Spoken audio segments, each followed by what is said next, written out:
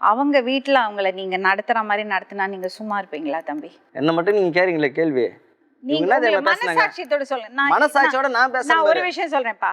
அவ சொல்றத நான் ஃபுல்லா கேறங்களே என்ன புரோஜனம் உங்களால பேசுறேன்ல. சொல்லுங்க மேம். அவ சொல்றதெல்லாம் உண்மை, நீ சொல்றதெல்லாம் பொய்ன்னு நான் சொல்ல வரல. ஆனா உனக்கே தெரியும் மனசாட்சின்னு ஒண்ணு இருக்குல்ல. இருக்கு மேம். உனக்கு என்னெல்லாம் கெட்ட பழக்கம் இருக்கு? நான் சரக்கு சாப்பிடுவேன் அவ்வளவுதான். மத்தபடி வேற எந்த பொண்ணு பழக்கம் திருட்டு அதெல்லாம் நான் விட்டு பல நாட்கள் ஆகுது மேம். இப்ப இல்ல. அதெல்லாம் கிடையாது. கத்தி எல்லாம் வச்சிருப்பியாமே வீட்டுல? கத்தி வீட்டுல கத்தி வச்சுக்கிறேனாமா? வீட்டுல கத்தி வச்சு நீ ஆண்டனி எடுத்து காட்டல. ஒரு 2 மாசத்துக்கு முன்னாடி கூட விழுப்புரத்துல திருநான்ட்டு போன் வந்துச்சு மேடம். கூத்தாண்டர் திருவிழா நடந்துச்சுன்னு 3 செல்லு எடுத்து செல்லு திருட்டான்ட்டு போன் பண்ணி பேசுறாங்க. சரி, எப்படி செல்ல திருடுவீங்க? ஒன்னு சொல்லுங்களேன் சதீஷ். ஹலோ, கொஞ்சம் சொல்லுங்களேன். மேம் இது எப்படி தெரியுமா இருக்கு? இவங்க கூட்டின்னு வந்து பசிங்கப்படுத்துற மாதிரி இருக்கு. நான் ஒரே வார்த்தை சொல்றேன் பாரு.